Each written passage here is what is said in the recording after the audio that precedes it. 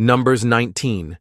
And the Lord spake unto Moses and unto Aaron, saying, This is the ordinance of the law which the Lord hath commanded, saying, Speak unto the children of Israel, that they bring thee a red heifer without spot, wherein is no blemish, and upon which never came yoke, and ye shall give her unto Eleazar the priest, that he may bring her forth without the camp, and one shall slay her before his face.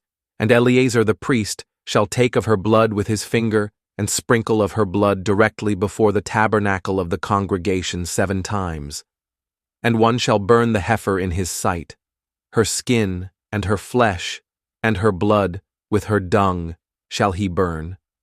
And the priest shall take cedar wood, and hyssop, and scarlet, and cast it into the midst of the burning of the heifer. Then the priest shall wash his clothes, and he shall bathe his flesh in water, and afterward he shall come into the camp, and the priest shall be unclean until the even.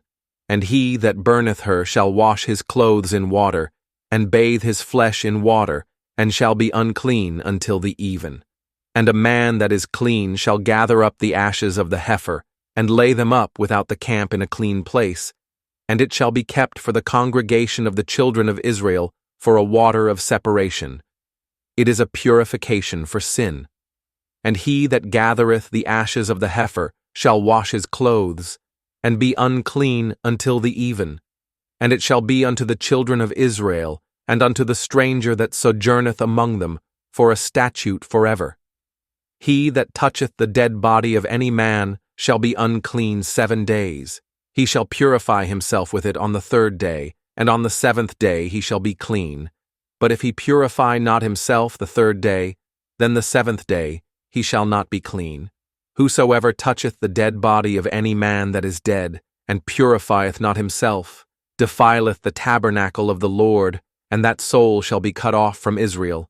Because the water of separation was not sprinkled upon him, he shall be unclean. His uncleanness is yet upon him. This is the law when a man dieth in a tent. All that come into the tent, and all that is in the tent, shall be unclean 7 days. And every open vessel, which hath no covering bound upon it, is unclean. And whosoever toucheth one that is slain with a sword in the open fields, or a dead body, or a bone of a man, or a grave, shall be unclean 7 days.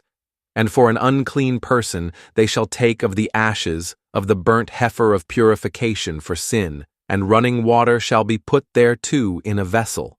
And a clean person shall take hyssop and dip it in the water, and sprinkle it upon the tent, and upon all the vessels, and upon the persons that were there, and upon him that touched a bone, or one slain, or one dead, or a grave. And the clean person shall sprinkle upon the unclean on the 3rd day, and on the 7th day. And on the 7th day he shall purify himself, and wash his clothes, and bathe himself in water, and shall be clean at even.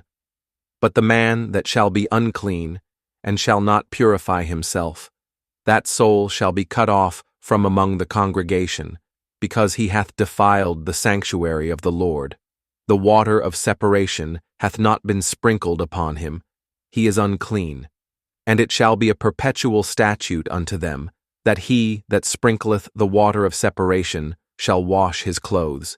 And he that toucheth the water of separation shall be unclean until even.